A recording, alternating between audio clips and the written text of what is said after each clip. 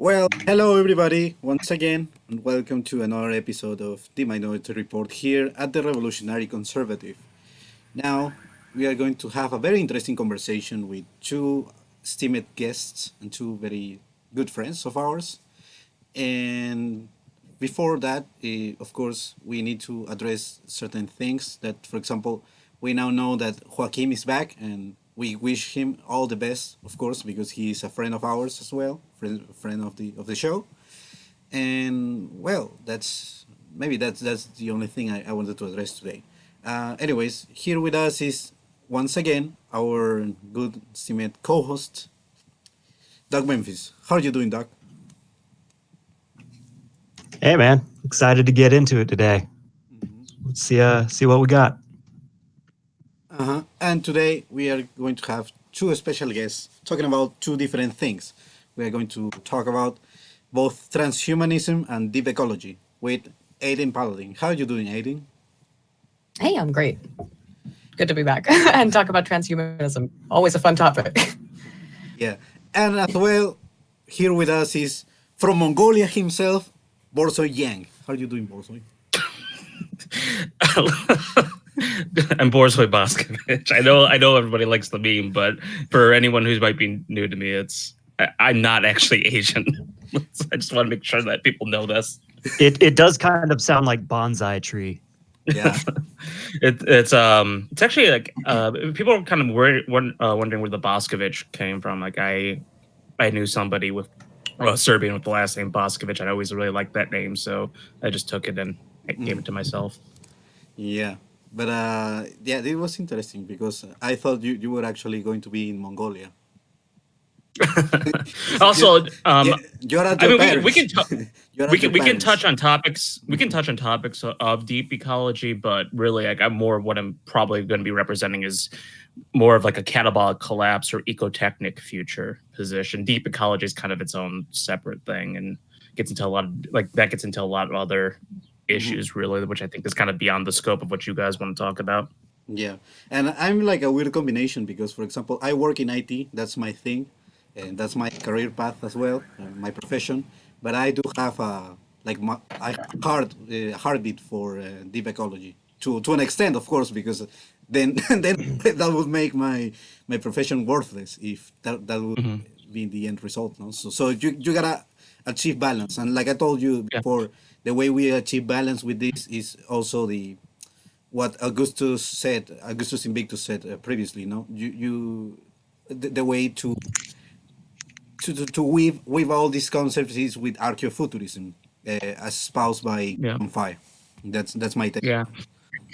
I have a lot of deep ecological tendencies, but there is, especially like when you get into the Linkola stuff, it can actually tend quite a bit towards misanthropy, which I always try to caution people against getting devolving into. Like when you get to the point where you're like constantly telling people that we need to start drowning cats, like it might be time to scale that back a little bit. Yeah. I imagine. But Aiden, why don't you tell us a little bit about your position regarding transhumanism? Transhumanism? Well, I mean, I would consider myself a transhumanist only because I think it's probably the logical next step for humanity. But there's a lot of questions that I certainly can't answer about transhumanism. For example, the question, sorry, someone has to start mowing the lawn as soon as, anytime I, excuse me, I had to close the window. So, and now I've lost, okay. There's questions of embodiment that are very difficult to answer. For example, even if we're able to one-to-one recreate all of the neural structures of the brain in the way that it sends and receives energy, there's a question of, is the body necessary to contain what we define as a soul, whether you believe that the soul exists on a religious sense or simply as a firing of neurons? Without the physical body, is it still a body? That I can't give the answer to. That's more of just a philosophical question. At the same time, I think that given the incredible expansion of the human population and a lot of other things, it probably is going to be important for us to have to advance into transhumanism at some point to consider having to upload ourselves into a virtual environment. So it sounds like then you would probably be advocating the technological accelerationist position. I don't know if you're familiar with the accelerationist kind of philosophy and debate that's been going on. Oh, sure. I think that Well, I think accelerationism is almost seemingly is inevitable, actually, from what I've seen recently. That it's going to happen regardless. It's certainly happening in technology. We're going to hit the singularity in 20 years anyway, which is that in and of itself is going to massively change things. I don't know if I would call myself an accelerationist. I just think that that's the inevitable outcome. Could you elaborate on that singularity? I'm not familiar with that concept. The singularity, most of this is pretty new. Yeah, the singularity is is basically when it becomes impossible to discern a machine from a human. And most people, estimates that I've seen, at least I haven't looked it up in a while. Blade Runner test is 2040 is basically, or at least that was the most recent estimate that I saw, when basically, yeah, machines will be almost indistinguishable from humans. Do you mean this regarding AI, for example? Yes. Yes. Yeah.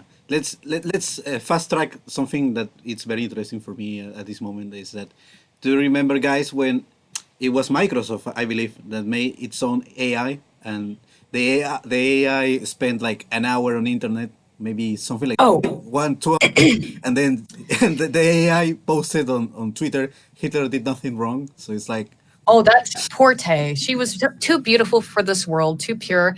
I miss her every day. I will tell you, however, if you miss Tay, there is another AI bot called Transformer. And if you ask Transformer about a certain tribe of people, it will give you interesting results. Let me put it that way.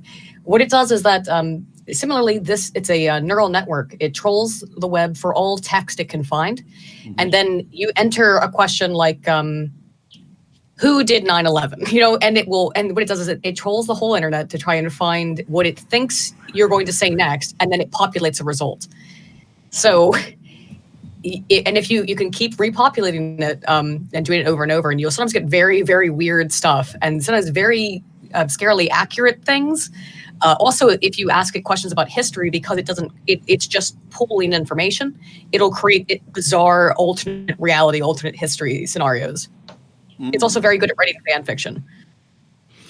Yeah, that actually sounds about right. Okay, go, Boz. Doug and Schizo, I don't know how you guys want to tackle this exactly on this topic, because there's a number of different ways we can go about this, because especially like, since you brought me on to represent a different side of this, because I'm of the opinion I just don't think this stuff's going to happen, especially because I take the stuff from the how would you put it? I guess the resource scarcity perspective. Just basically, this future's not sustainable. We're going to be going through a long-term collapse, kind of into more of like what Greer calls a dark age America within the next couple hundred years. So there's a couple different perspectives you can tackle this from. I don't know how you guys want to structure this conversation. The way I want to structure this is I want to go to as far as I can to elaborate on the exploration on the topics themselves. Let me pitch this. Mm-hmm. Let me pitch this to you. Let's approach the conversation with Borzoi. I'm probably going to be more inclined to come from your end of the camp on this, because I'm a little skeptical on it as well with what I know about technology, and this is not a subject I'm very well versed in. But let's have Aydin kind of pitch us what she knows as far as what is the evidence that this is going to be something that we could potentially see, because I think we can all admit that the potential and capacity for artificial intelligence has been demonstrated. It's just to what capacity do we believe it's going to become a regular occurrence? And so if she wants to go more into that, I'll kind of, you and I can kind of rebut with whatever we've learned. Because I have a couple different premises on which that I'm building my position on. So there's kind of a multifaceted conversation, but I'm more than happy to let Aydin kind of like lay out everything that she's got on this in terms of evidence, and also I guess she kind of has stated that it's just an inevitability, but if she's got like kind of because one of my arguments has kind of been like there's a very dehumanizing aspect to this level of technology, kind of going from like Lul's perspective of technique and all that. But like I said, there's a number of different facets we can do this from. So I'm happy to let Aydin take the floor and just kind of lay it all out how she sees it. Sure. I will also say that my two main camps of thought are going to be from the what I understand about the obstacles being little bit I've learned about is that they have the actual like capability to process the information, but actual separate artificial systems don't have the what's the word? The compounded like information. Like you still need an open like source network, like a constant connection to whatever your cloud is, as opposed to what the actual human conception of sentience is. Well, I probably won't be getting like into those aspects, but I want to hear what Aydin, because we've been talking a little bit here. I want to hear Aydin lay it out. So I'm kind of responding to here. Sure. So the basic argument for why this is inevitable and why it's, well, there's a couple of things. Why it's inevitable and why it's not necessarily a bad thing. I'll try to lay it out as best I can. Why it's inevitable is probably because the speed at which technology has advanced over the last 100 years has increased exponentially. Again, the singularity is proposed by most AI developers to be between 2030 and 2045. And that does mean that computers will be indistinguishable from humans in an AI standard. And why that's probably inevitable is, at least according to these AI developers, is from a totally evolutionary standard. That essentially these kinds of complicated machines are destined, it's such a, to use an incorrect term, but will eventually and very quickly start to develop along an evolutionary basis, and that will mean that they will become smarter and smarter by their own accord. That is the purpose of AI, right?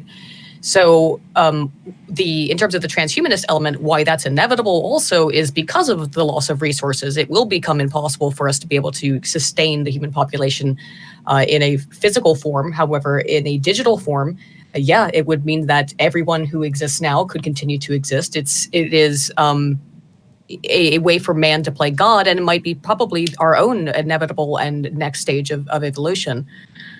And I think those are the basic premises of why would it not be the case? The only reason I could see this not happening or this not being the goal is because a collapse in infrastructure would occur beforehand. But if we go along the current route that we're on, I think that the inevitable future will be transhumanist and digital.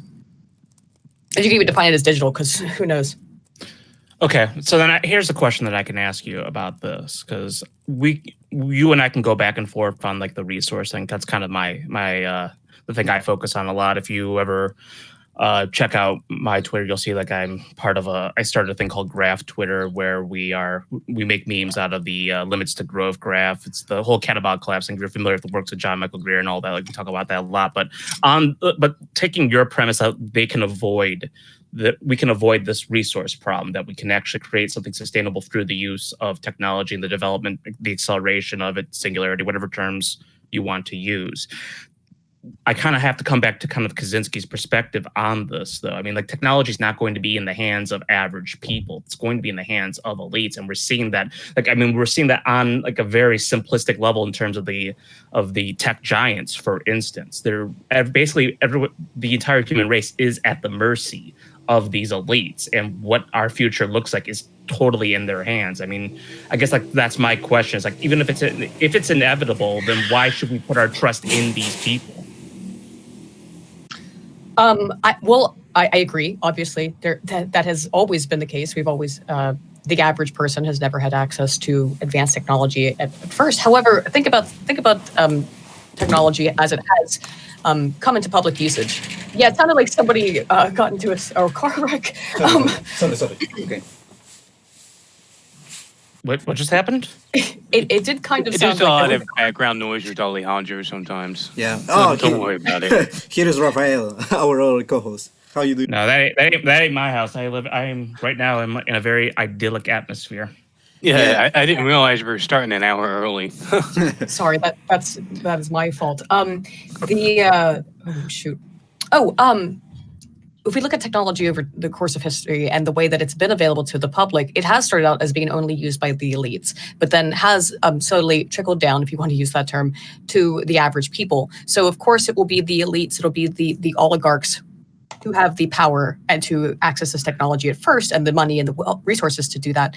But inevitably or eventually, based on past precedents, like consider, I don't know, something like the sewing machine, which is a pretty simple technology, but totally revolutionized, having to weave and do stuff completely by hand. A very simple piece of technology that was at first very expensive, or a typewriter at first very expensive, because virtually they would have to do prints. But eventually that became available to almost everyone. And I would think that given the historical precedent, probably the same thing would be the case with virtual embodiment.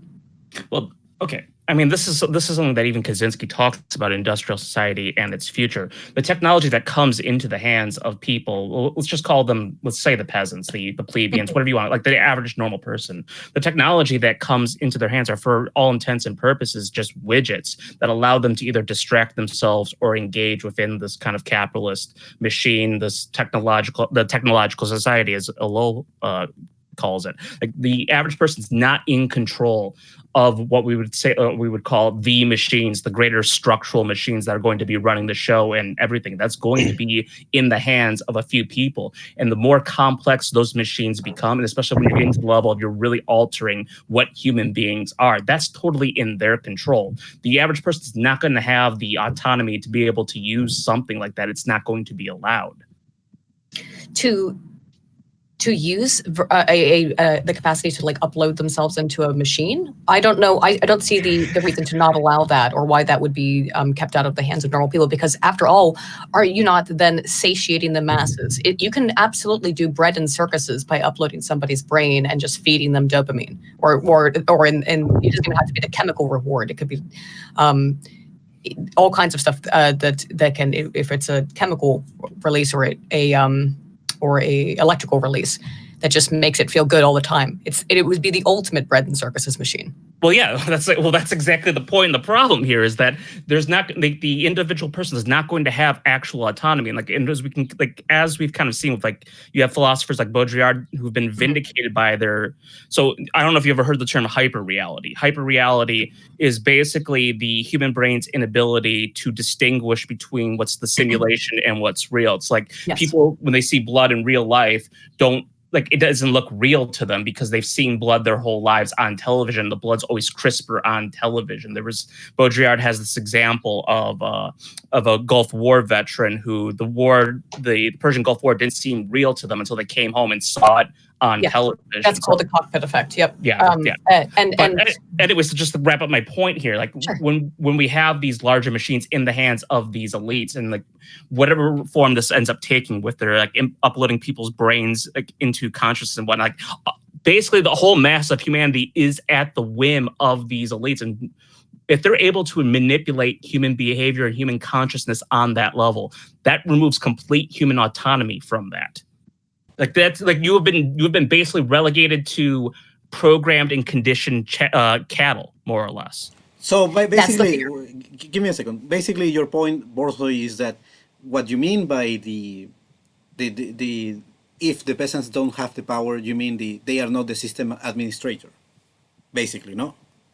Well, it's basically, I mean, I think Aydin and I are basically agreeing with each other on a lot of points, but my major point on this is that the individual person will not have control over what we'll call the systemic machines. They're not going to have actual autonomy of their lives. Like, it's basically, they have been reduced to cattle. Like, they might be given dopamine, they might be given bread and circuses, but their entire consciousness, their entire perception of reality is going to be programmed by the people in charge. Yeah, all I would add, my only response to that. Okay.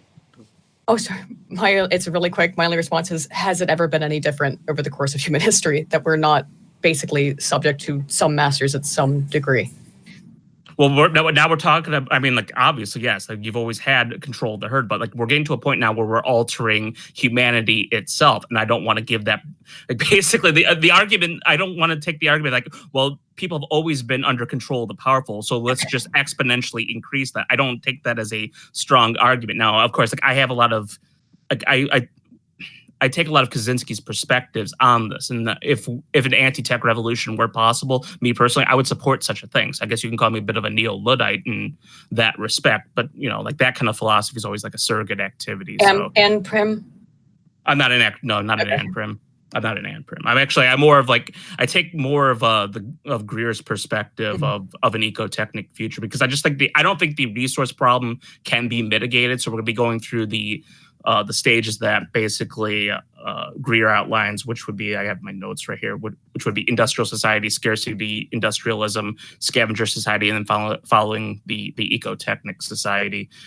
We can get into that a little bit later, but I don't want to get away from this point of basically the problem of elites having technology. I don't want these people in control of being able to alter humanity and human consciousness and the like. So maybe that's where our degree of difference is. I guess I would ask you is like, I understand you're arguing from the perspective of this is inevitability. So, but why would you want, I mean, like we've seen what the people in charge are like. Why would we want to give them more access to this and more power to do this?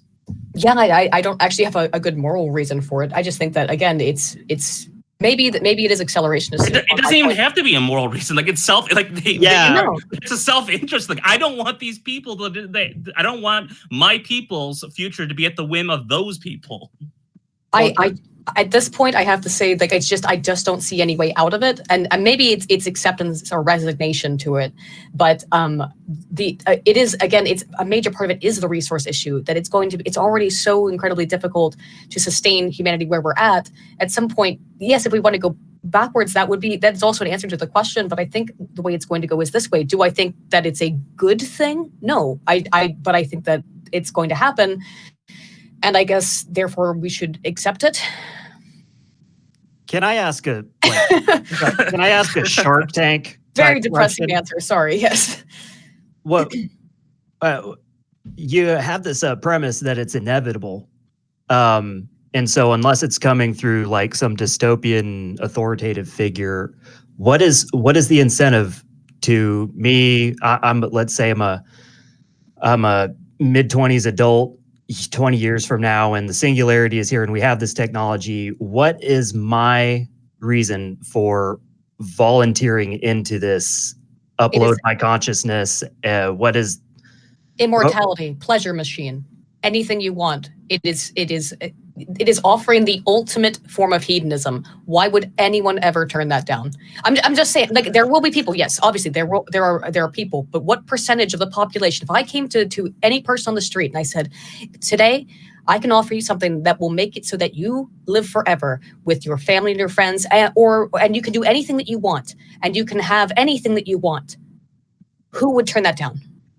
I would, in a heartbeat. Okay, right. I mean, yeah, there's a small percentage of people that would say no, but the average person on the street, the average, Joe Schmo who works a 9-to-5 job that they hate, that person is going to say, yeah, of course, I would never have to work again. I never have to show up for my shift at wherever, and I can have anything I want. I can do whatever I want. I can have sex with the most beautiful women. I mean, this is why, by the way, women are going to become obsolete really quickly, because sex robots and artificial wombs are going to become a thing very quickly. And our entire genetic strategy will be obsolete. Borzoi, remember the fish. Yeah. Don't get me started on that. You're not. This sounds like the same type of promises that were given towards the sexual revolution, and all it really ended up is like less people having sex. Oh, you're not wrong that there is basically the herd problem has always been endemic to humanity, where you have people who are their purpose is to basically be the bulwark of society, and whatever direction the society is going in, they're going to more or less just follow that. And a lot of that's going to be the path of least resistance. But I would argue that because of the fact that people are that we have such a despair in populations, especially as they become technologically more advanced, that they end up on drugs, that they end up basically their brains fried out from dopamine. Like the fact that people are constantly like, you can see within that like this latent desire to struggle, because they are still animals at the end of the day. They are still living creatures that have the desire to struggle, to live, to engage the power process. But because technological society locks them out of that, that's just the way that they lash out. Now, if you can offer people the chance to struggle and to survive, there are a lot more people that are going to take that when they're able to actually experience what that's like. I'm not going to say like there aren't going to be people if you offered them that deal, like they wouldn't take it, to be basically plugged into the dopamine matrix. But the purpose to me is like people have to be offered the chance to struggle and to fight, to be given meaning in their lives. But the problem is like the system's not going to allow for people like me to be able to struggle outside of that. This is the problem of technological society, and this is everyone from Eliel to Kaczynski, to even like other thinkers like who's not even focusing on the technological, like Václav Havel in The Power of the Powerless. They note that like basically when you have this kind of post-totalitarian ideology, it has to encompass everything inside of it and outside of it, because autonomy cannot be allowed to survive. And that's just like, there's not going to be any kind of libertarian solution. I mean, I just can't accept this idea of resigned defeat. And if it means that we have to break the machines, then I'm all for that. Yeah, I understand that, and I see where you're coming from. And it is not, by the way, I think, a libertarian utopia. Some people like to define transhumanism that way. Like I said, I think what it will basically be is a bread and circuses machine that will be controlled by the masters, because of course it will. It will be the Matrix, I would say, is probably the sort of direction that's going to go in.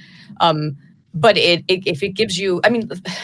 Well, look, one other thing I want to ask you. So, like, now, if you offer people that deal, a lot of people are obviously going to take that. But if you were totally 100% honest with them and added as a caveat, they also might just destroy you and your entire consciousness and everything if they find you to be a burden of any kind or on a whim, because you're totally 100% at their whim. Do you think as many people would still take that deal when they know that their fate is entirely in the hands of these people whom they don't even know? Well, this actually brings up another question, by the way. So when we talk about uploading consciousness, we're usually talking about making a copy of the brain. You're not like shutting off the human body and then putting the brain in a separate thing. This is how it would work, I would imagine, right? Is that you upload your consciousness, such as it is, to the cloud, and therefore, it's offering you all the things I just said.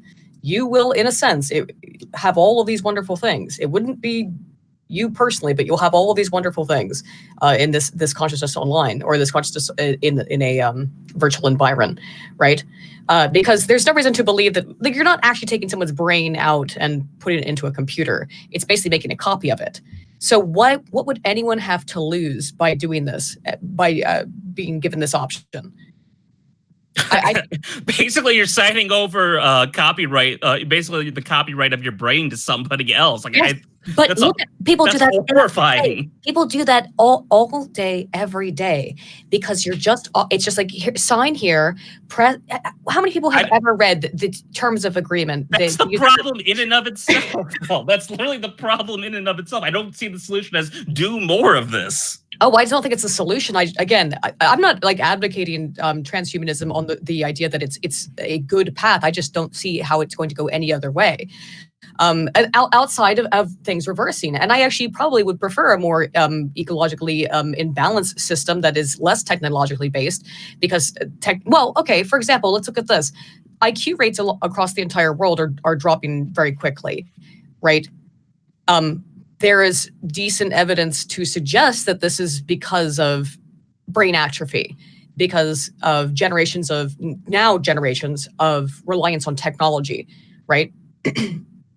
And there's not big. We don't know precisely what the reason is, obviously, but they're dropping in a bunch of first world countries, and that is when we account for increases. We account for increased lower IQ migrant groups. But no, it's yes. When we account for it's even with accounting for third world immigration, it's still IQ rates are dropping, And there is the suggestion that this is because of, yes, essentially brain atrophy. When we think about what IQ is and what it's designed to measure, which is the ability to do things like plan for the future, solve problems. If we're not forced to use that part of our brain, why would it continue to be passed on into future generations?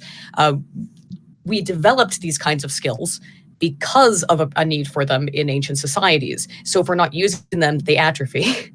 And again, I just think as IQ rates are dropping among the most previously intelligent countries in the world, this is not. I guess I'm just saying that what's the is coming.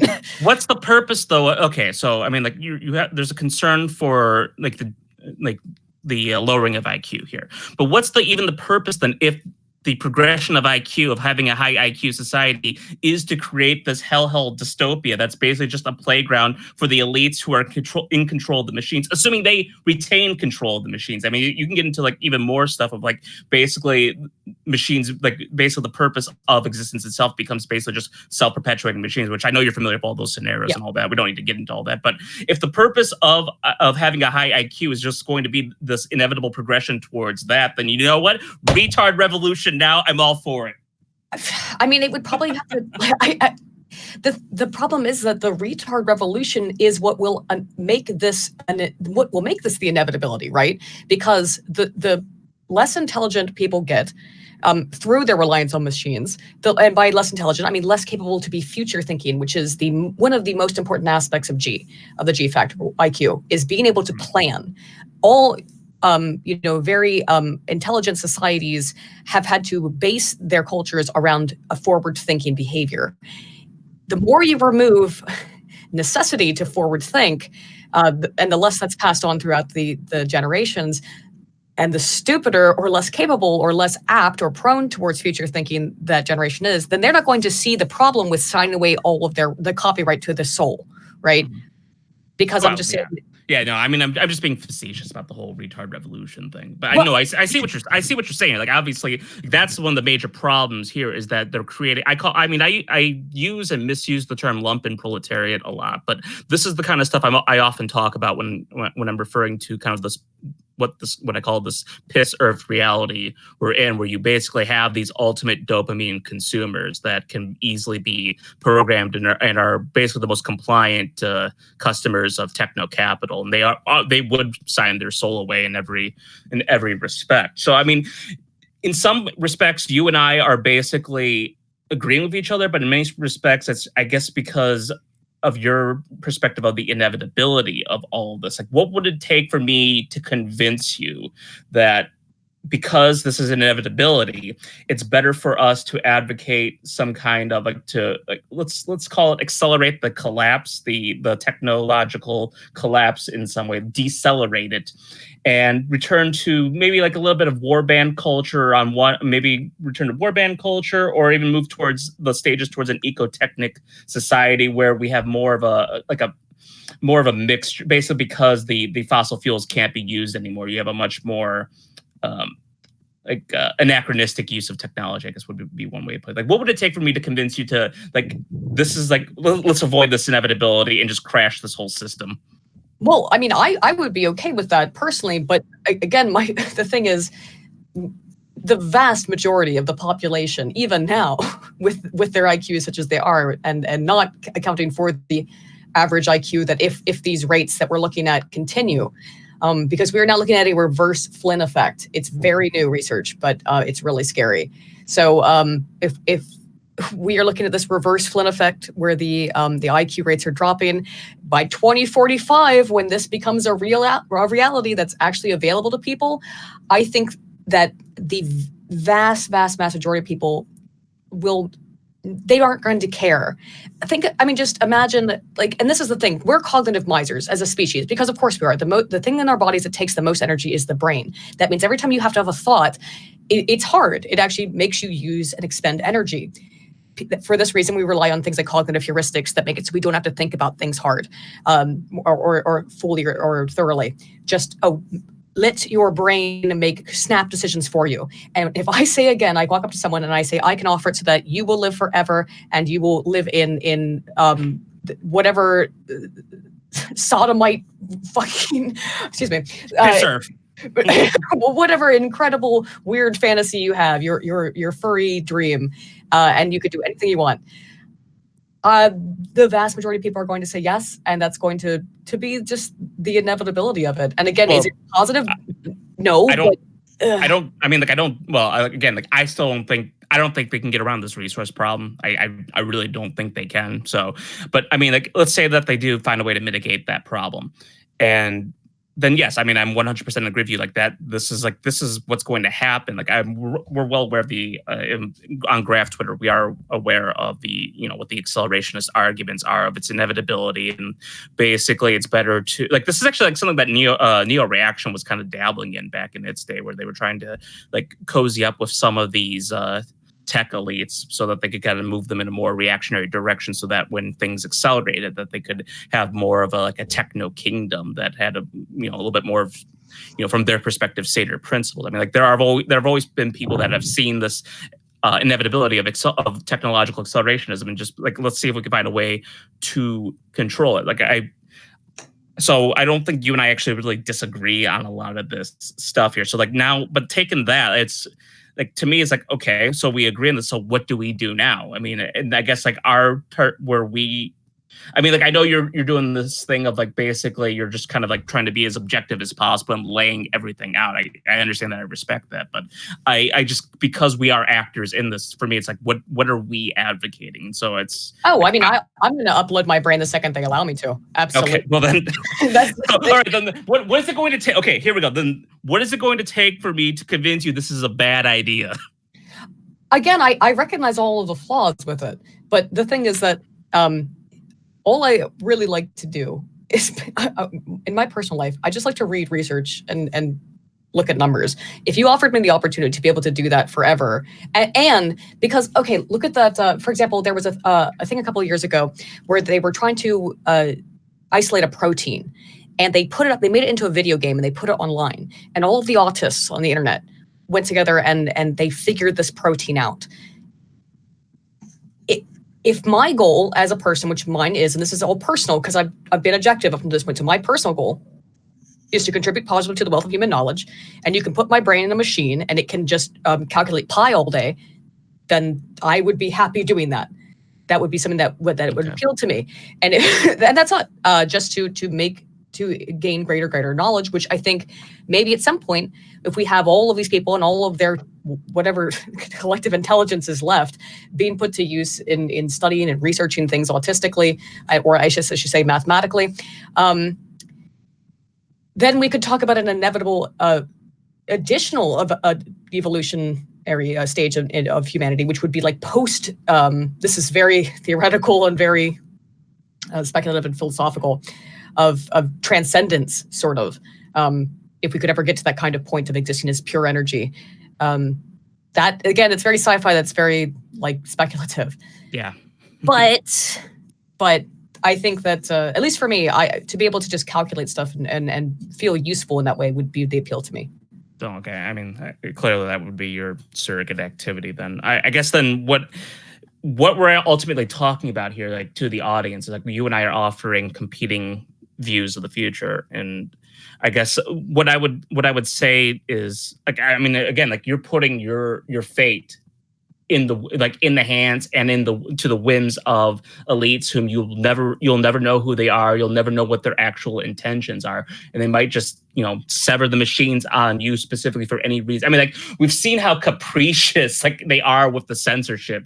Like, they might just they could, like, it's not inconceivable for them to just censor your consciousness and censor your soul. I am not comfortable with like accepting that kind of fate. No, neither am I. But if I say I have evidence that will lead to the arrest of Hillary Clinton, do you think I might not end up with 2 bullets to the back of my head?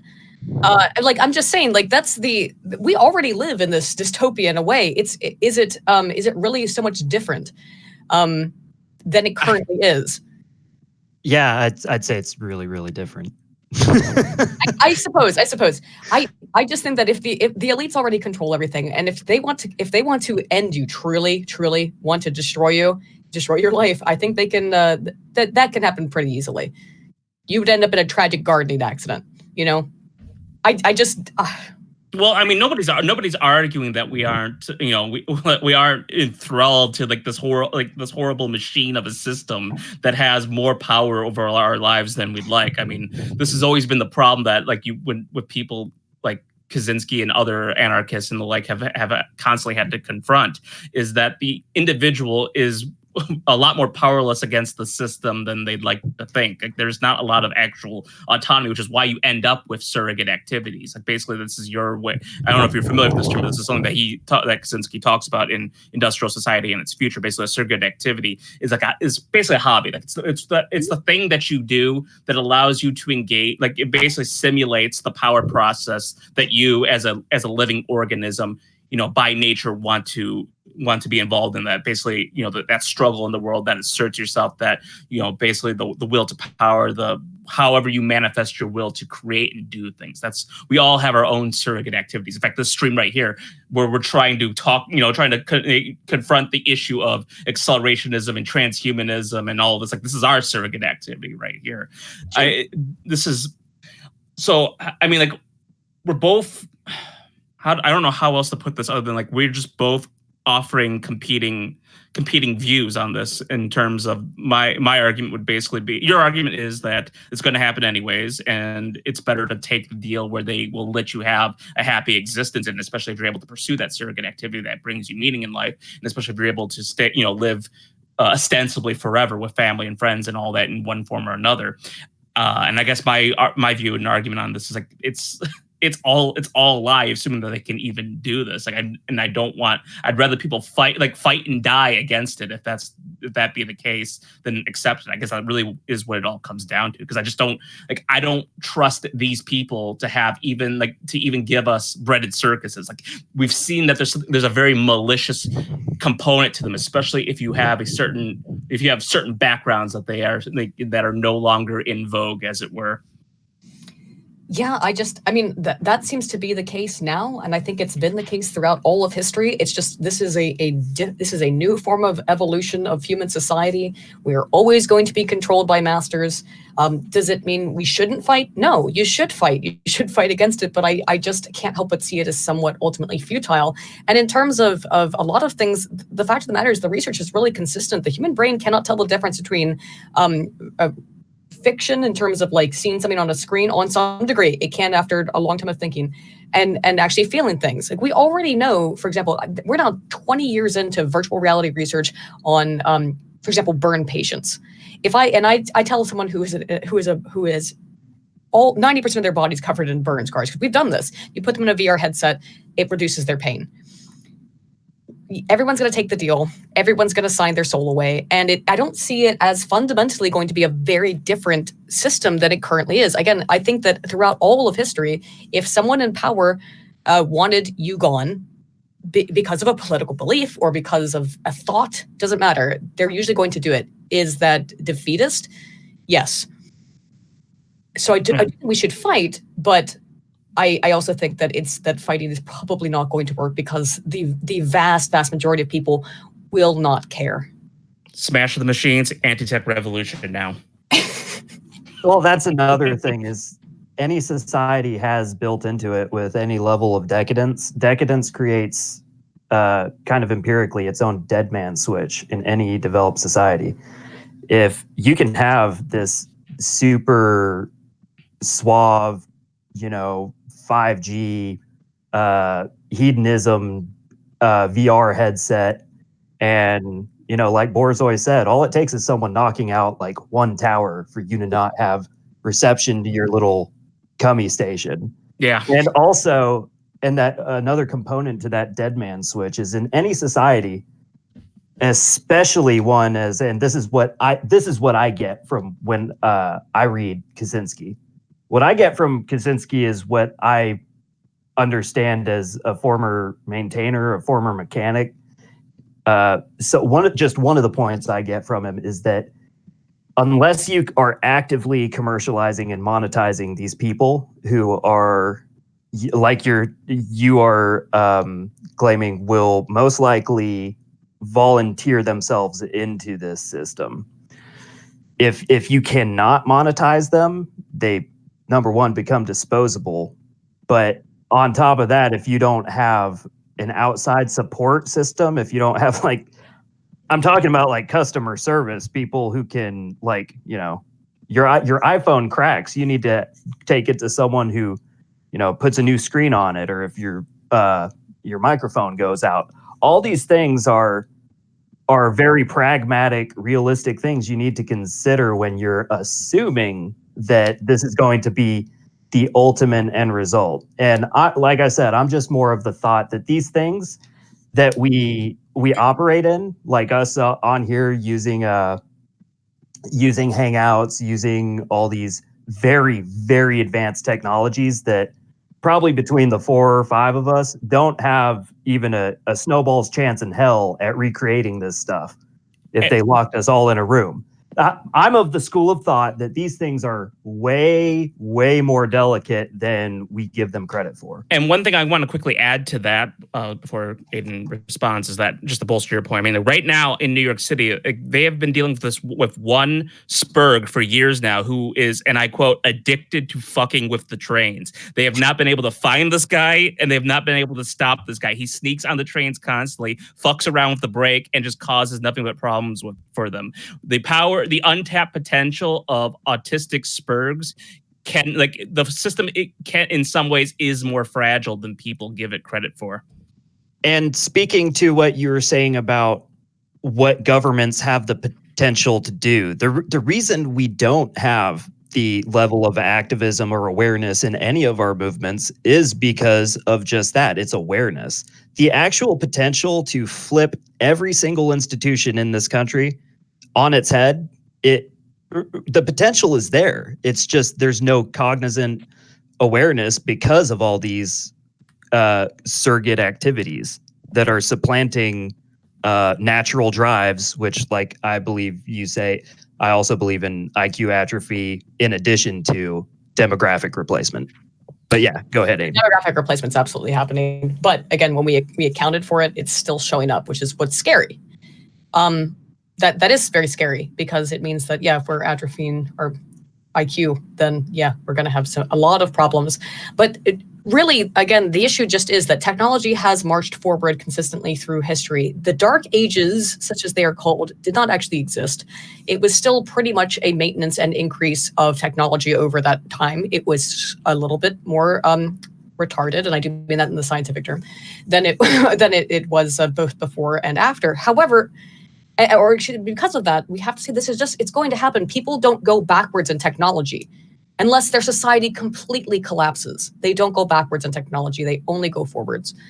And that's why I just see this as, if you want to call it defeatism or accelerationist, yes, I'm also a woman, and we tend to be more defeatist in that kind of sense. We're not the ones who do the fighting. You guys can go do it.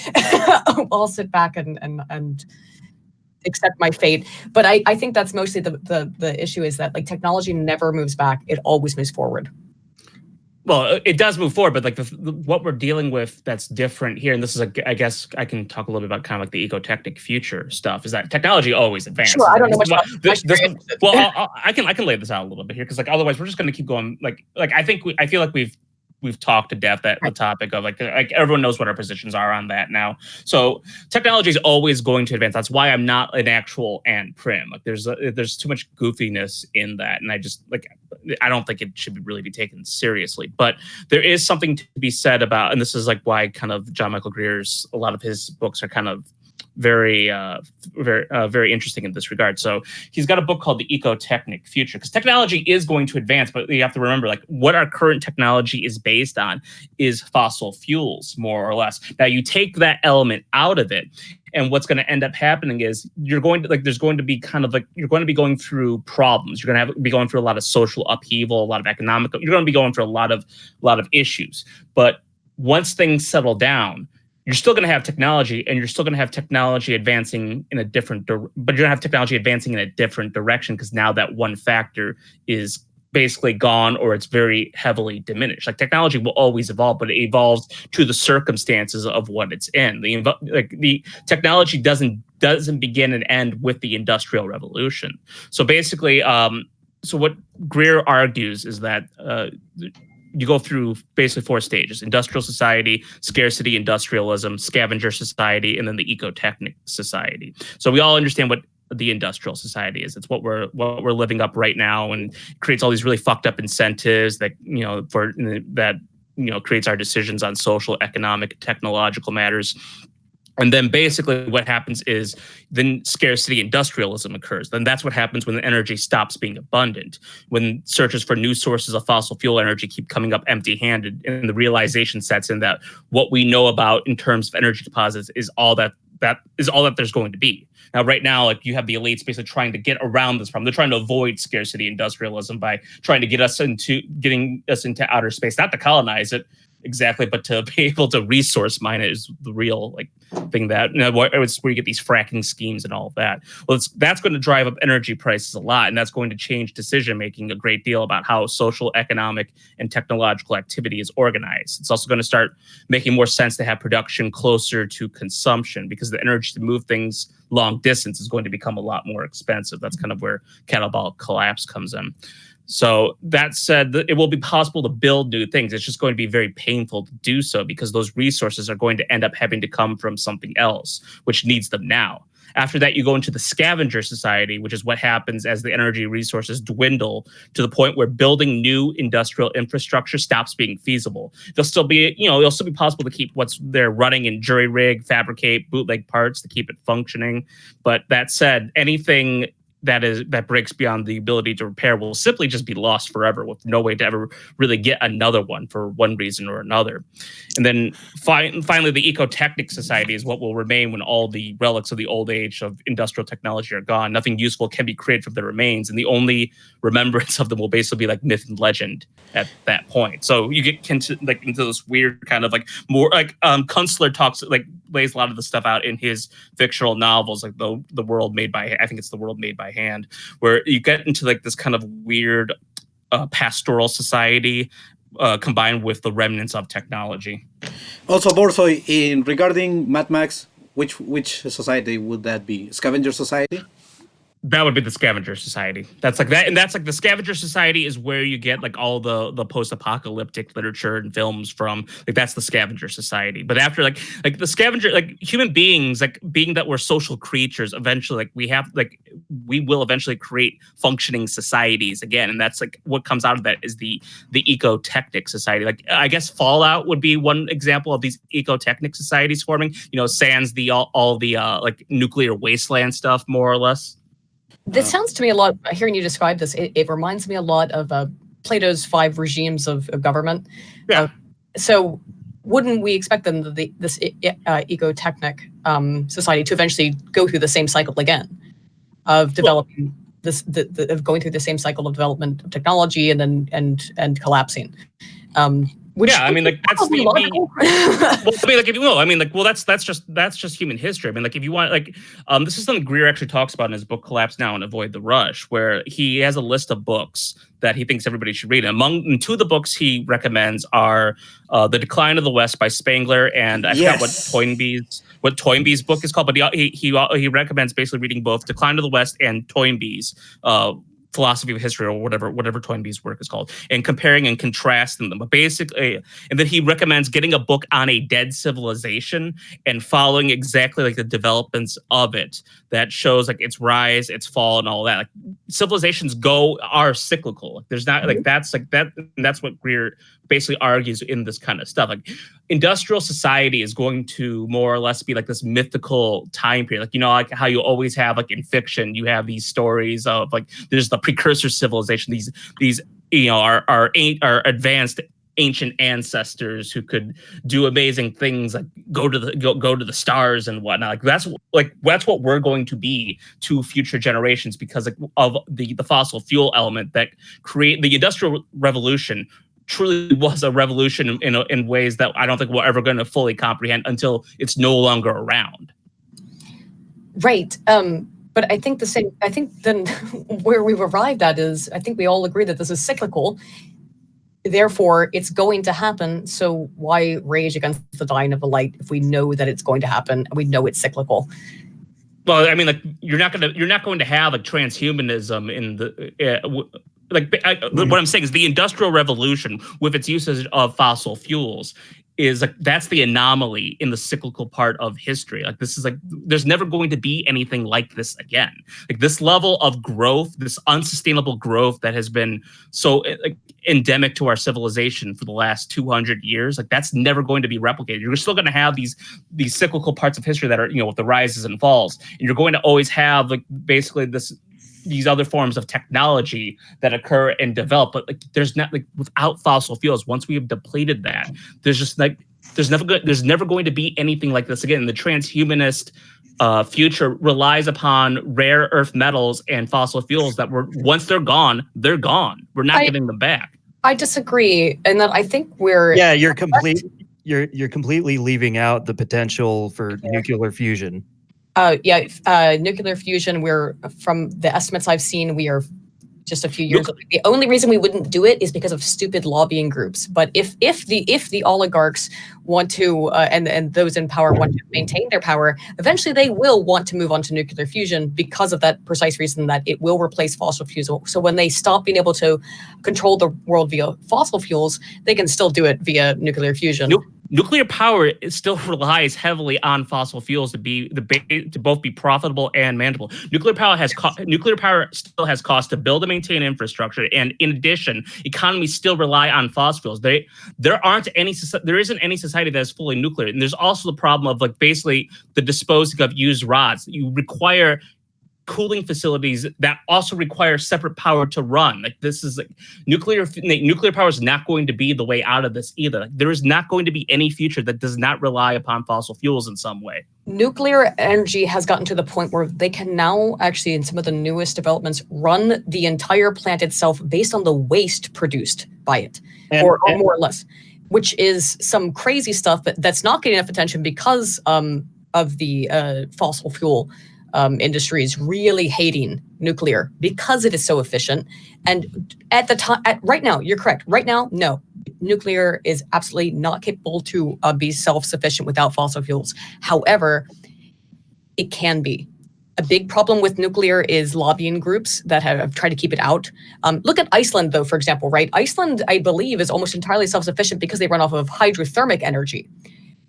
Or almost all self-sufficient. Vast majority of their energy comes from hydrothermic power. There are possible things that can sustain societies that are outside of fossil fuel energy and would allow them to continue to advance into the future without a reliance on that. And particularly as technology advances in nuclear development technology, because right now we're still doing fission. We have not moved into fusion yet, which is of course what happens inside the sun.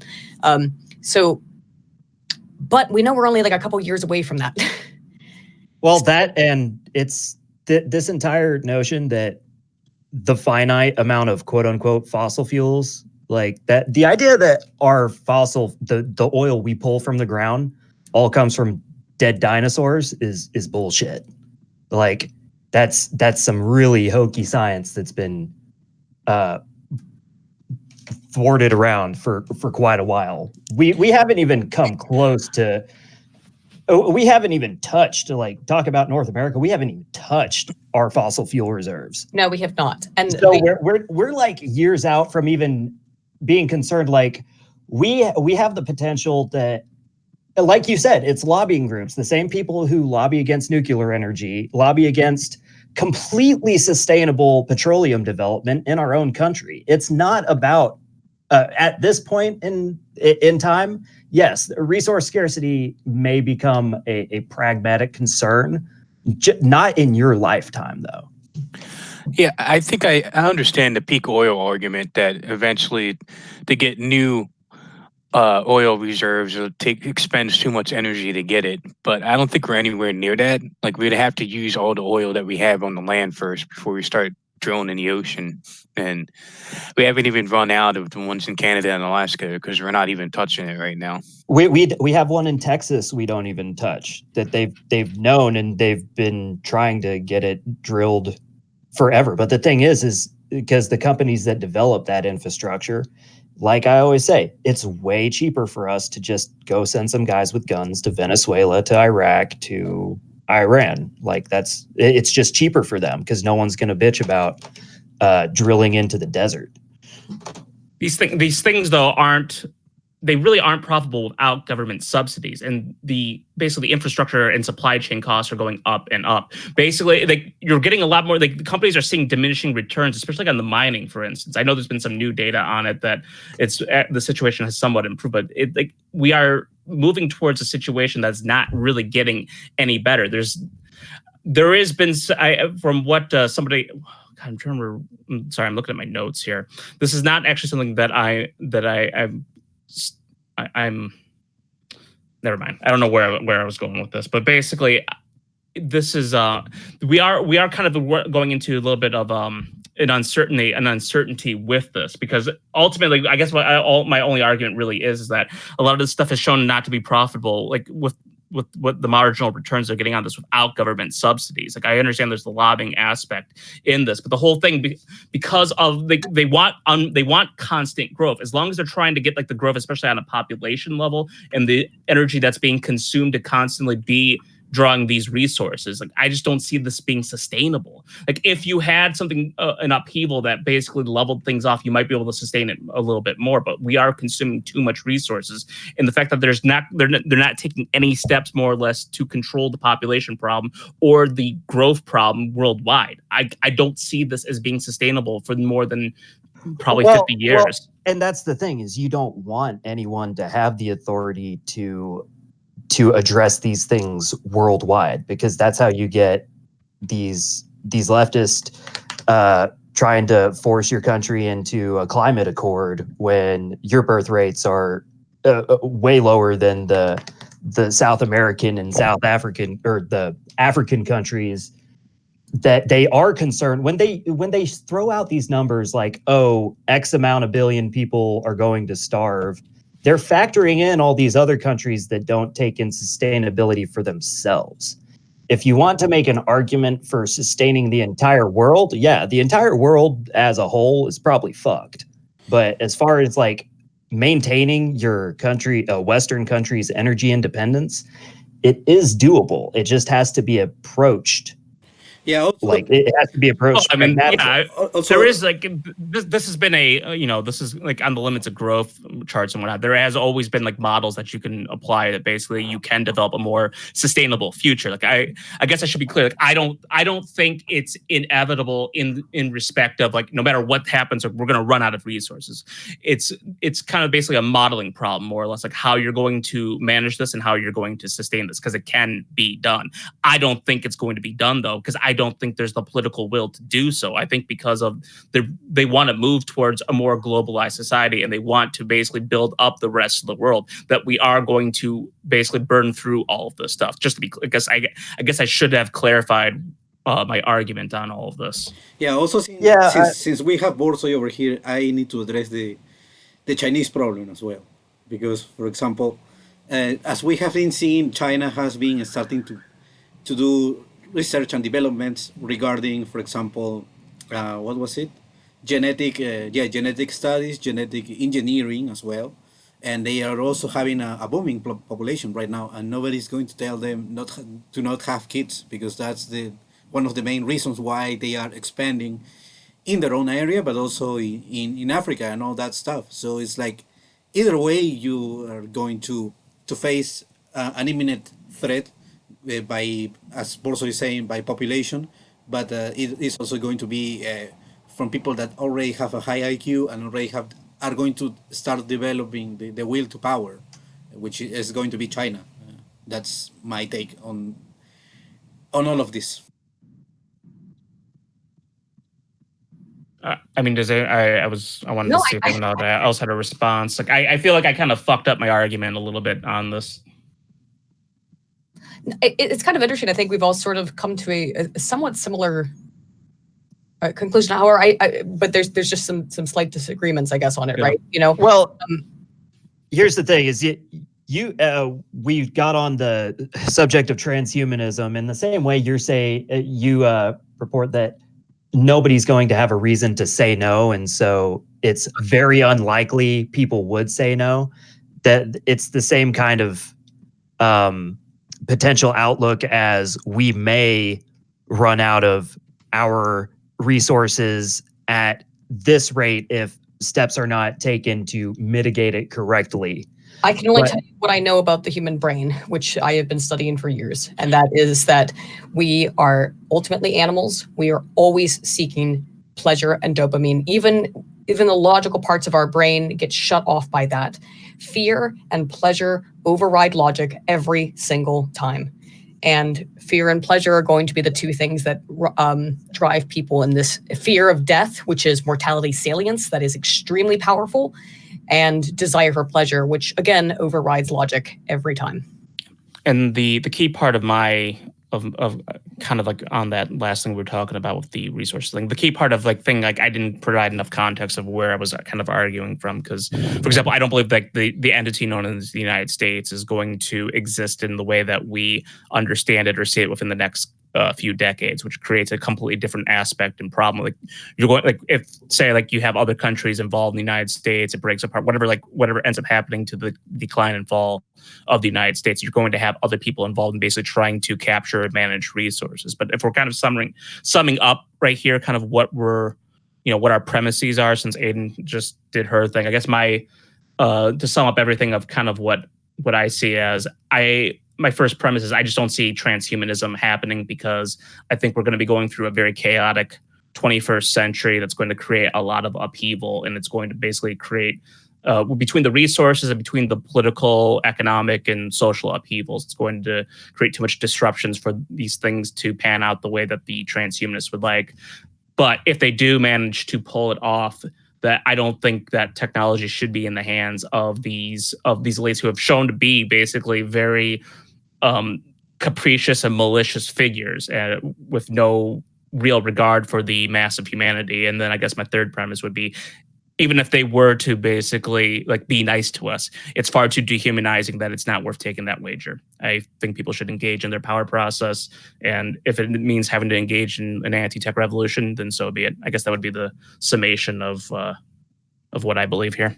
Yeah, your guys's argument, your two stances create a kind of interesting like look into but both of your guys' ends of the argument kind of exist as a paradox. If we do not blow ourselves back into the Stone Age through nuclear conflict, we will, if no nuclear conflict sets our infrastructure back considerably, then we very more likely will be seeing more of Aydin's proposed future, where maybe not everybody, but you will see more stuff like that. Now, if we do head towards your contention, where our resources start, or at least our ability to develop our resources starts disappearing at a rapid rate, whether excuse me, whether or not it's from armed nuclear conflict or just poor resource allocation and the retard rebellion. One of the two is ultimately going to happen. So I think that's like what we were saying earlier is, but I'm of the thought that if we do not remove our ability to develop resource, that nuclear fusion isn't going to be, I mean, nuclear fusion will be the future of energy, but more, have you guys ever heard of a Kardashev scale? I'm sure Aydin has. Mm-hmm. Yeah. So like that, we all know that is the eventual progression of nuclear fusion, is up and out, and eventually try and not just mimic the functions of a star, but to just go to a neighboring star and just harness the fuck out of its energy. That if we do not fuck things up, if we can continue, sending kids to MIT and, keeping our IQ resource allocation mitigated, those are all things that are potential in the future. It might also be that we move into a digital body, we move into digital bodies, and then we have a need again for a physical body for some reason. I don't think we probably ever will, but I think that the future, given that technology always progresses, is going to be digital and is going to be non-embodied for the most part. That's really scary, because here's the problem. This is the ultimate problem. And before I'm going to have to go, and I'll maybe leave on mostly a question, or let's end with, I guess, my question, if you're okay with me heading out because I did. That's why I'm sorry we had to start early. It's my fault. So as I said, the biological drives of humanity, of all people, are very simple. It's fear and pleasure. But there's a third one, which is reproduction. If we have no physical body, we cannot reproduce. So that would be the biggest question for me, at least personally, as to why people would not sign themselves up for this. Aydin, you should read Welbeck's novel, Elementary Particles. I think you'd find it very, very interesting, especially if you don't mind me spoiling it. Oh, sure. It's being told as though, like, from the future, the story of two brothers, one of whom later became one of the greatest scientists who ever lived. He basically found a way to separate reproduction from sex and pleasure, because he never really, he didn't enjoy sex, or really was that. Oh, I swear I've read this now. Yeah, but the epilogue of it, basically, the scientist who was inspired by the character of Michel, he has been able to basically, where humanity is now reproducing without sex, and it's kind of creating these much more perfect human beings. And there are holdouts. There's these, you call them the neo-Amish. There are these holdouts, these biological conservatives that try to revolt against that, but eventually they cannot. Because these are superior human beings, they're able to completely replace them. I think you might find the novel interesting, at least from the epilogue's perspective. Yeah, definitely. I think I would find that interesting. I feel like I've read that story somewhere, but I think that's kind of what we're sort of even proposing here. Is that I'm saying that I think it's probably going to happen. There will be holdouts. There will be enclaves of people who fight against this sort of system. But for again, the average person, we're far more except for the reproductive drive, outside of the reproductive drive, which is probably the most powerful, but fear and fear drives and pleasure drives are related to the reproductive drive.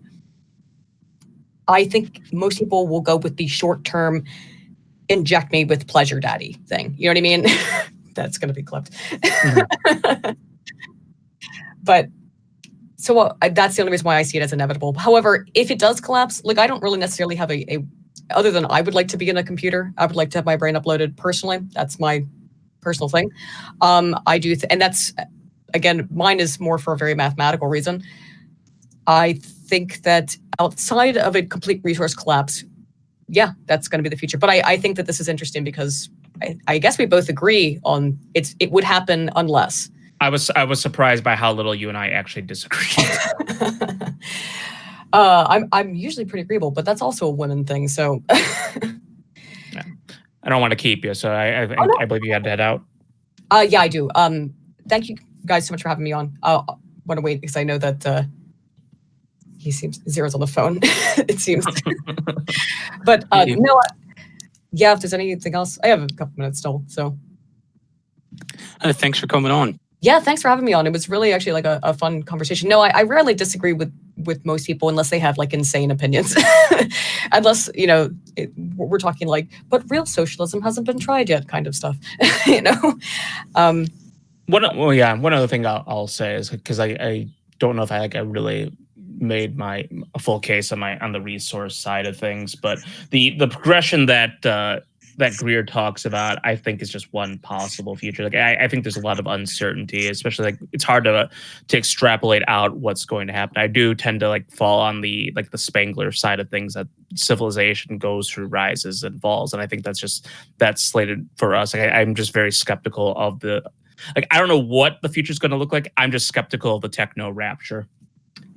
Yeah, well, I wouldn't call it a rapture either, but I think that nuclear is probably going to catch up fast enough. It will necessarily again, once the masters lose their capacity to milk oil and fossil fuels, they will switch.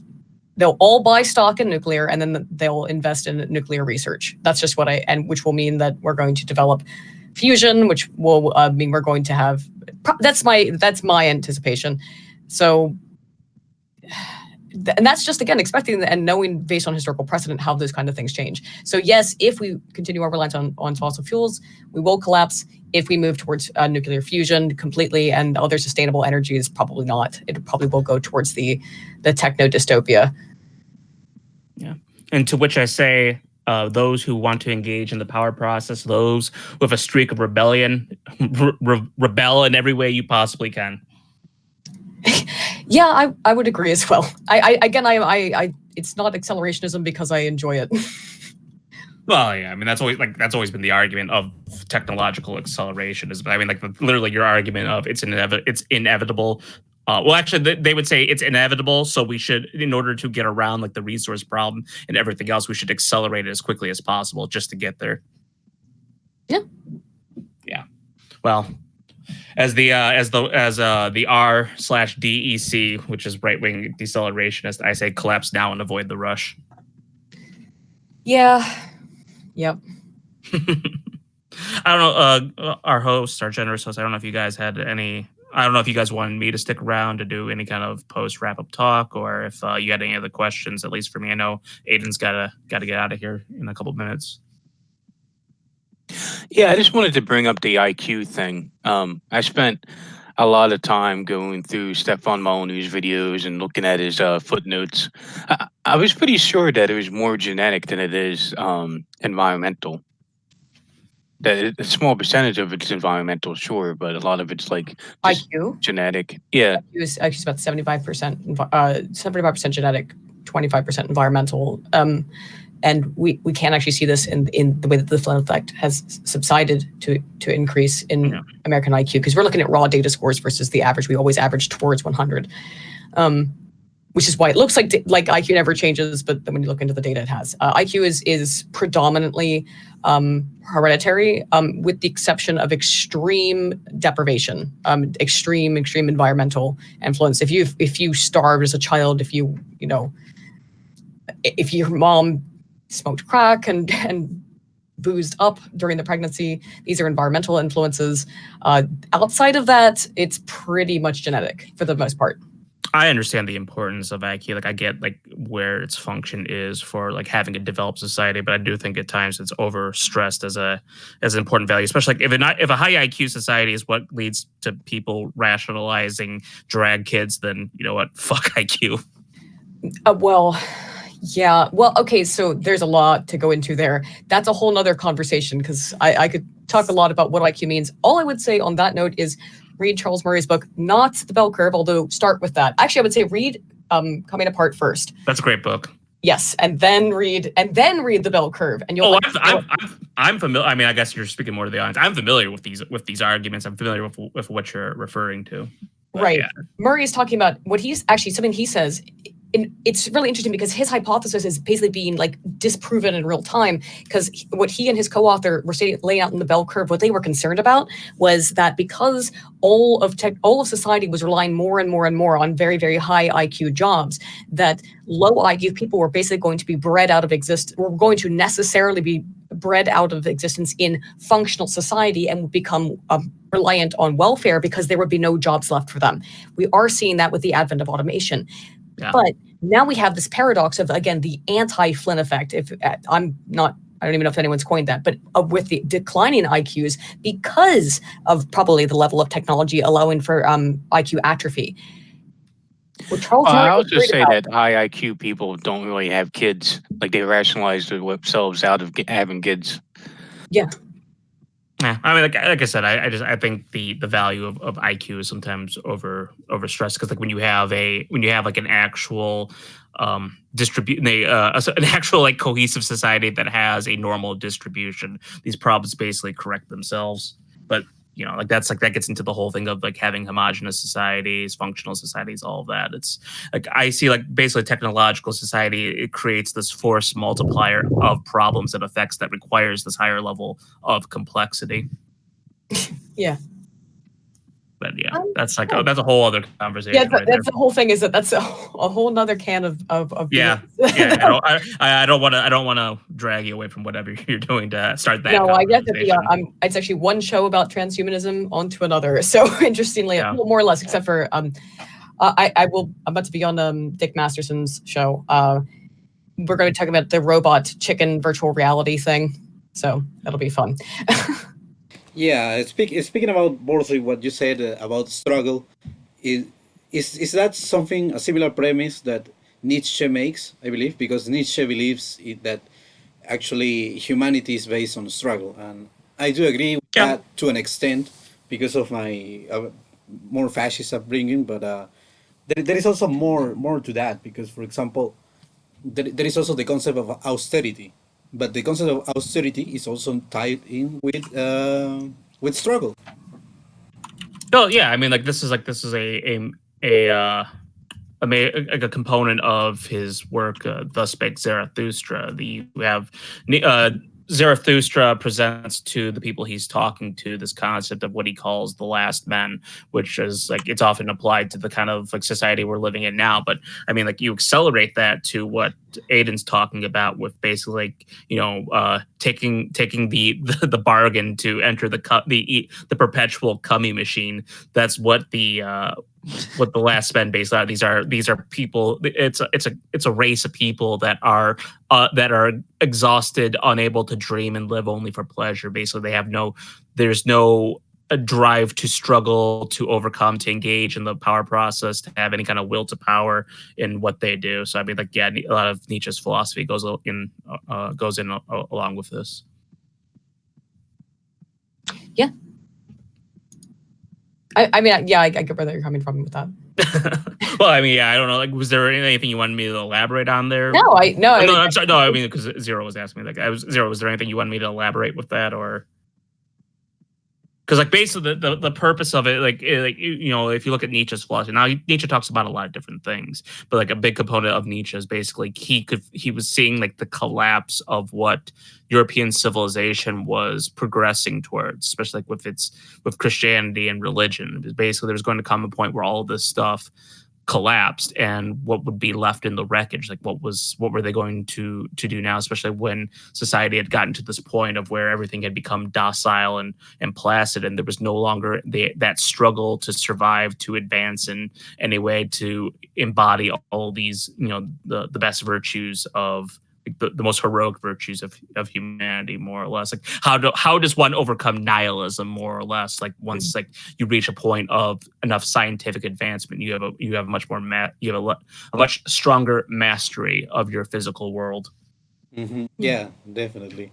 Also, I wanted to ask you, what about maybe that's why religion is a component? For example, Aiden, I wanted to ask you, what does religion makes to the human brain? Because there has been a lot of points done by atheists about this.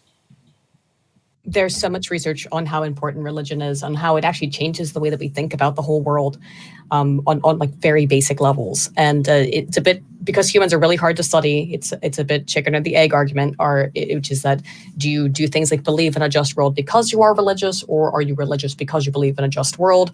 We know that both of these things are hereditary themselves. So the aspect that religion has to play in there is that there's probably another drive somewhere that has to do with purity. So when we look at, for example, the basic fundamental values, right, that people hold, that when we've done all this research, one of them is purity, and I could see that people who are very high in moralistic purity of respect would probably reject the idea of the more put my brain in the computer thing, because there's an idea that is dysmorphic, and it warps the essence of humanity that is a little bit more prevalent in religious people. Yeah, and that might be because Borzoi is doing a stream with a white Puerto Rican Muslim, so I don't know.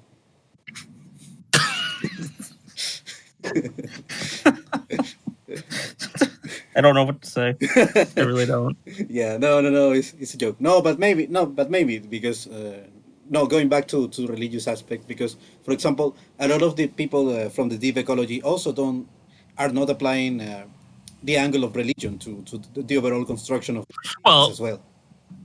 Deep ecology. I mean, like deep ecology is just is pure. I mean, like there are deep ecologists that do have like a more like a spiritual or Gaia component to like some kind of beliefs where they see them as part, kind of seeing themselves like view the earth and the world in a much more holistic kind of spiritual way. There is kind of a spiritual aspect to some deep ecologists, but large is going to take a materialist perspective on all this, just seeing human beings as an animal that's part of the that's part of the whole ecological system, and what is humanity's relationship to that. Now, depending on like where you kind of take your deep ecology and what your perspective is, it becomes you can go from a perspective like how do we better integrate humanity in a healthy way in this ecological perspective, to you can get all the way to the Linkola perspective on it, which is deeply misanthropic, that teeters on basically humanity as a virus that's destroying the world. Like there's a lot of different perspectives on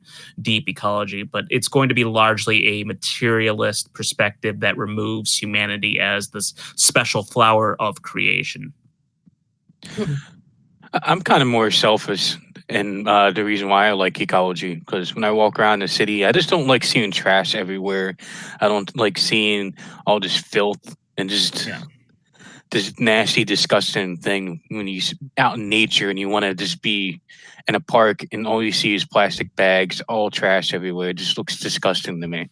Yeah, I guess this is a good point for me to kind of explain, because like a lot of words get used interchangeably, a lot of words get used wrongly, things get bandied about, and I've had a number of like autistic chimp outs over it, so I might as well just kind of explain this, like terms like environmentalism, ecology, deep ecology, and ecofascism and all the like, because like that's how this all started. Really, was like it was presented to me as like me possibly representing an ecofascist perspective.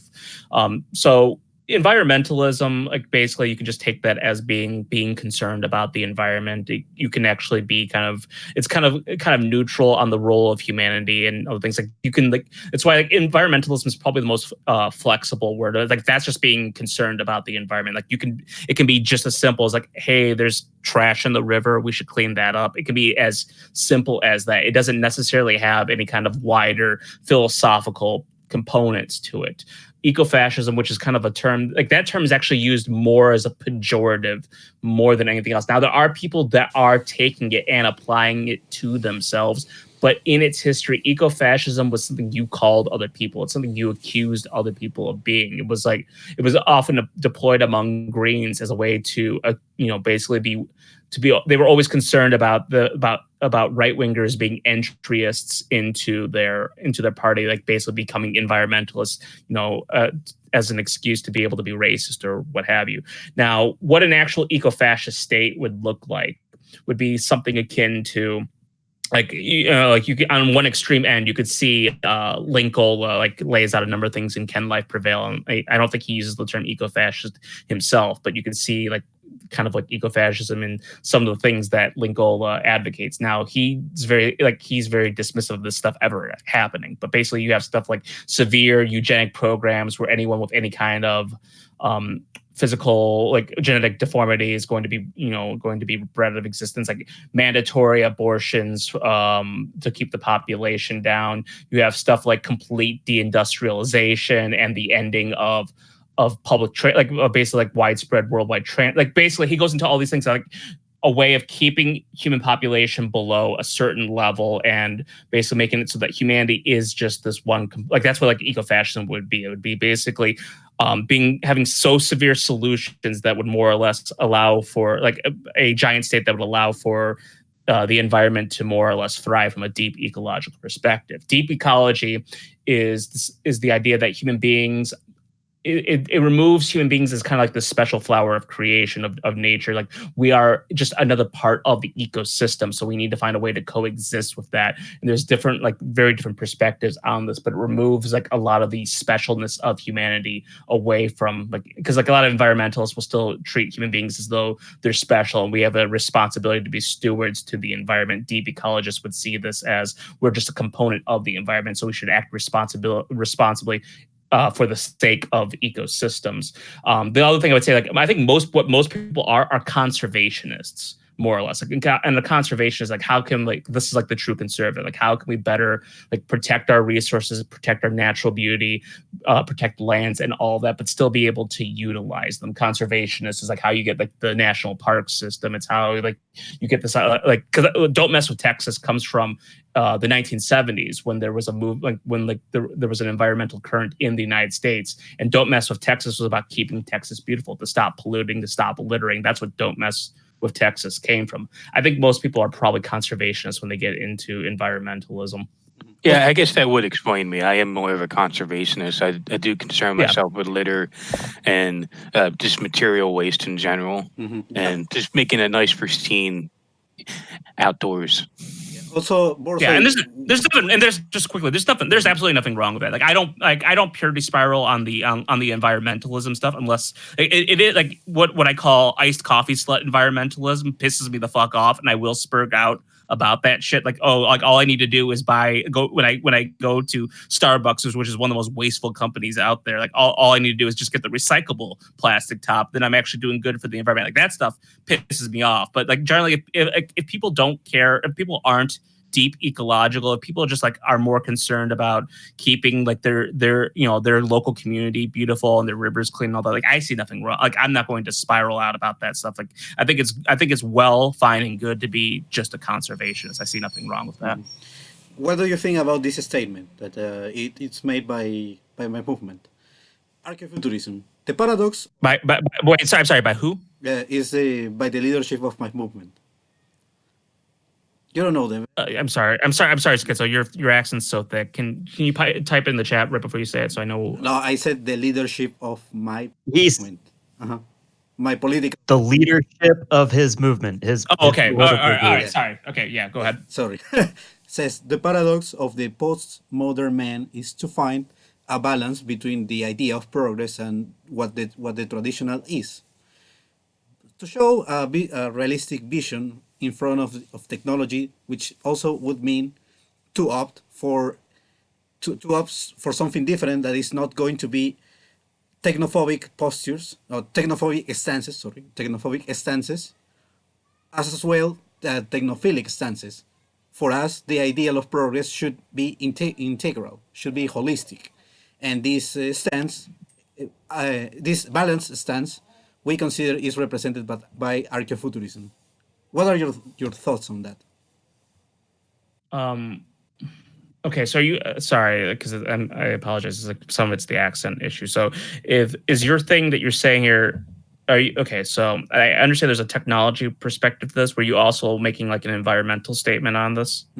Yeah. Okay, so let's kind of separate the two. Let's start with the environmental part of it. Like, if your stance is to basically just be very pro-environment, whatever, like even something as like basic as just like having a large focus on conservationism, like I'm 100% supportive of it. Like, especially because people are like the current situation we're in, like, people will say fuck the river if they have to choose between the environment and unsustainable capitalist growth. That's just kind of like people will always choose the coming machine over the in the environment. So anybody who says no, I choose the river over the coming machine, like I'm always, whatever form that takes, I'll be supportive of it. It sounds like though from your technology perspective, you're kind of arguing for more of like a third, like a middle, like basically being more of a reformist of trying to more responsibly use technology. Is that, am I understanding kind of what your perspective on technology is? Yes, to a point only, because we basically agree in what you're saying, that yes, when it's about the river and it's about resources managed to people that we have already pre-established indigenous communities, if we are going to do any industrial activity that is going to be against them, I'm completely opposed to that. So for now, it's like two or three stage solution. It's like, number one, we use a responsible industry to a point, more reformist, like you're saying, but then start developing new energies. What some people call green energies, but it can also be done by different components. Because, for example, let me show you how to say this, an example of this. Right now, there has been people that have developed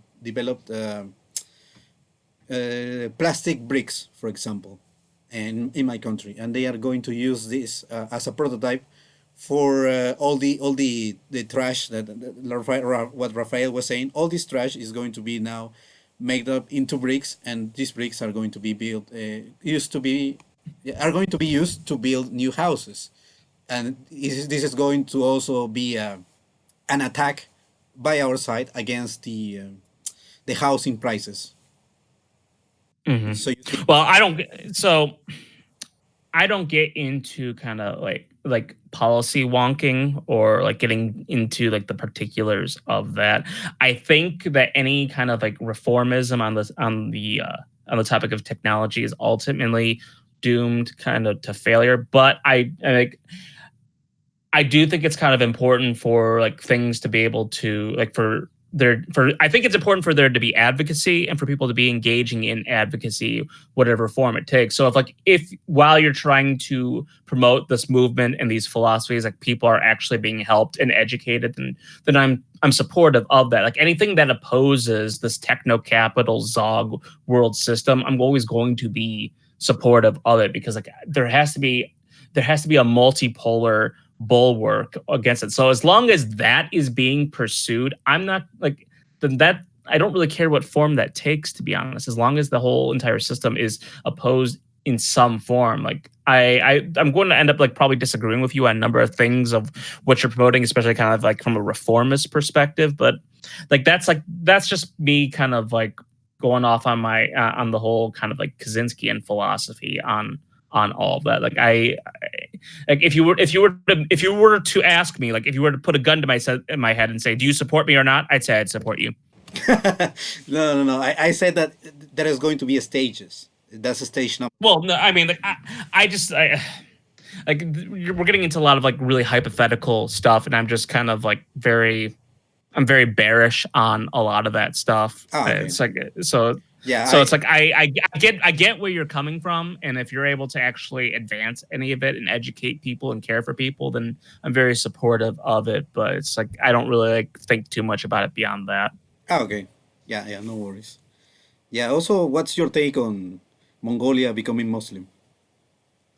Wait, what? Yeah. Like Mongolia. yeah, when Genghis Khan was adopting the Muslims, you know. Well, I mean, like the Mongolians have always been a multi-religious people. I mean, like I think it was I believe Genghis Khan's like mother was a Christian. Yeah, no, that was by Kublai Khan. Oh, Kublai Khan. Okay, yeah, I knew it was one of the Khans. Like his mother was a Christian. I mean, it's like the Mongolians are a very, very interesting people, and it's like they've basically fucked up almost every group of people that they encountered one way or another. Yeah, I think they did more harm through their imperialism than anybody else. But apparently, when everybody talks about anti-imperialism and stuff, they only focus on Europeans and never mention the Mongolians on what they did. Yeah. Well, I mean, the only people who can do it and imperialism is white people, as we all know. Yeah, but you can as well since you're Mongolian. So. Speaking of which, if you guys like, I like to listen to. I always like to find the weird music. I'm a novelty seeker. There's a band called Tenger Cavalry, which is. It's a metal band of Mongolians who incorporate Mongolian folk instruments and throat singing into their music. I kind of like it. What the heck? That's very interesting. What the heck? You know? Yeah, no. So they're pretty cool. Like I like it. I mean, but I like weird music. I'm a novelty seeker, so I like it. I can see that being too much of a novelty for people, but I throw that out there. Like if you want to hear Mongolian throat singing incorporated into metal music. Yeah. Have you ever listened to Ayahuasca Dark Trip? I have not. You should. It's really good. It's like progressive stoner doom, something weird, but it's really funny. And it's really good. Of course, he likes Mongolian music. Anyways, it feels like we're kind of wrapping it up here. Thank you for having me on, guys. Like, I hope for people who kind of like support my perspective on it that I did it justice. I feel like I did well in the first half, kind of flubbed it a bit in the second half, but it was a good conversation. No, definitely, it was definitely a very interesting conversation and very interesting positions, and it will also lead me to write some stuff regarding for my policies and such. Yeah, you did warn me that Aydin knows her stuff, so I was not really sure what I was getting into, but I feel like I comported myself pretty well. Yeah. Definitely. Oh, hey, Borzoi, since we have you on, is there a way you can help us get Striker on sometime? I'll let them know. I mean, yeah, it's Yeah, because right now Striker is doing a People Square on Thursday with Mullah Hayhab, no? with Ahab, yeah. Ahab, yeah.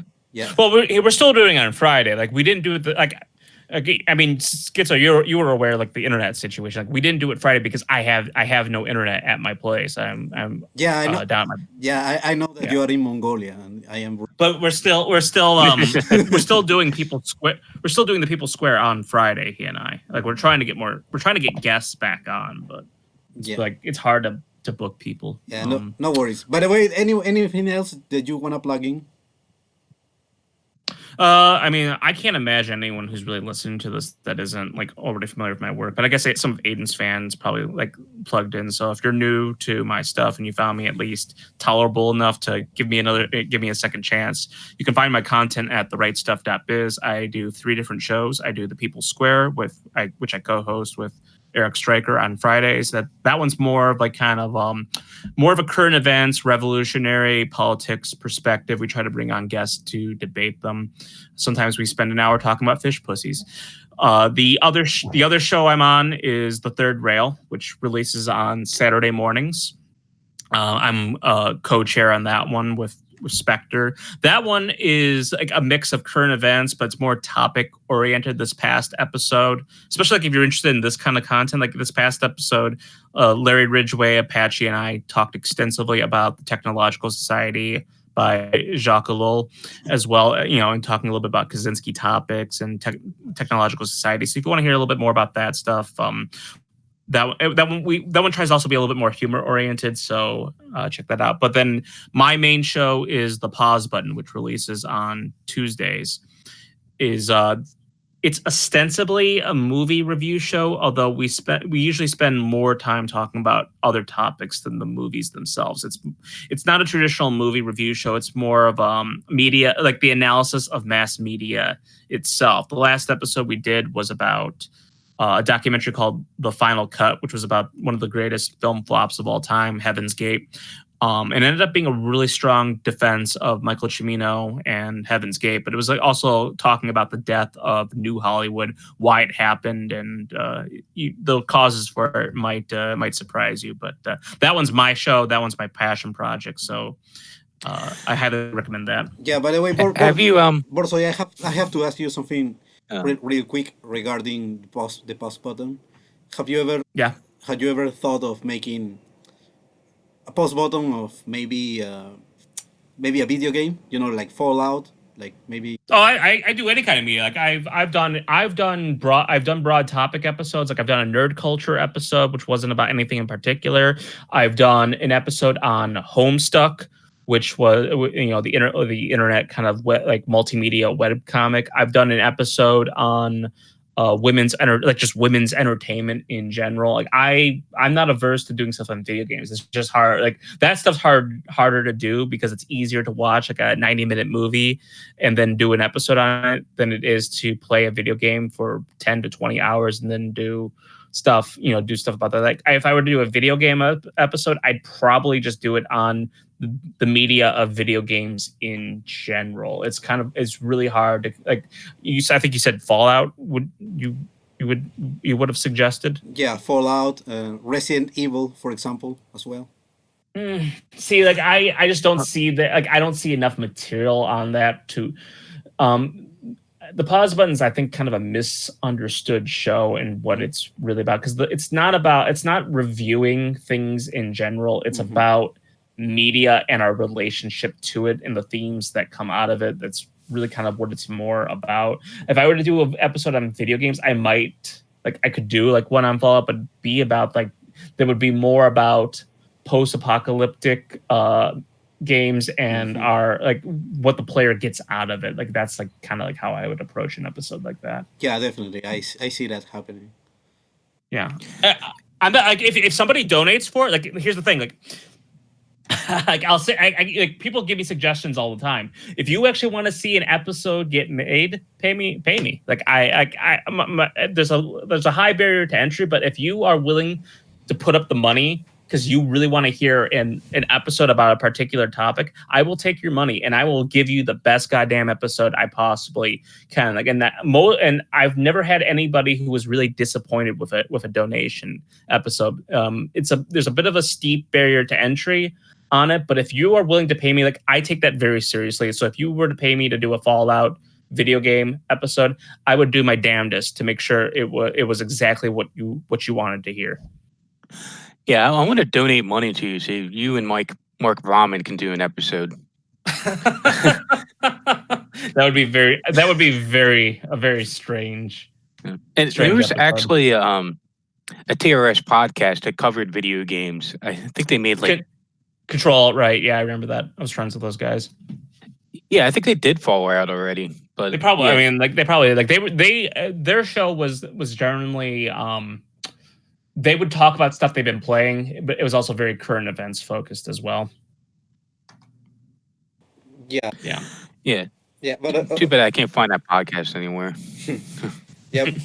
Or you can also, Yeah, unfortunately, there's a lot of shows that were around that are gone now. Some good ones too. yeah, no, you can also do the anime posting here with Latin Americans.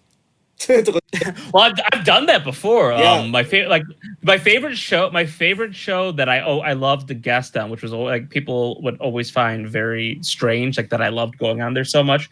I loved going on Beyond the Wall, which for people who weren't around when it was a thing, it was the Latin America, South American podcast, and I did 2 episodes with them, and the second episode I did them was just anime posting basically for 2 hours. It was because I've always found South Americans' love of anime, especially Dragon Ball Z, to be very, very fascinating, so I always loved talking to them about that stuff. Yeah, here's the thing, Borso, is that here we had on open air channels, we had both like comic book shows, like for example X-Men, Spider-Man, all these things, Transformers, but at the same time we had animes like Dragon Ball Z, Saint Seiya. Yeah, I was surprised to discover like how popular Saint Seiya was in South America. Dude, have you seen the book that I sent you, the Leon Degrelle's book? I could, like I said, man, like I just haven't had time to look at that stuff. Yeah, okay. But okay. If you watch Saint Seiya and you read that book, you basically got it. That was Yeah. I get it. I mean, I get it now, but when I went on Beyond the Wall and they told me like how massively popular, what a phenomenon Saint Seiya was in South America. Like I just had never heard of that before. That's like why I like talking to South Americans about anime. Like it always cracks me up when I discover like to what's popular down there and why. Like the Dragon Ball Z thing is never really surprising, but I remember when Dragon Ball Super was playing, like they had you had stadiums promoting the fight between Goku and Jiren. Like I cracked the fuck up when I saw that. Yeah, that actually happened. Yeah. I know what happened. Like that's like just for people who do like just are a little bit confused. Like anime is extremely popular in Mexico and South America to the point of like it really is a gigantic phenomenon down there. Like you have stadiums of people watching Dragon Ball Super when it was running.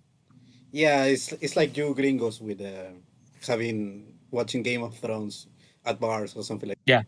Yeah, actually that's a great comparison. Like what Game of Thrones was to American Bugmen and like the Yas Queen Slay people. That's what Dragon Ball Z was to Hispanics, basically.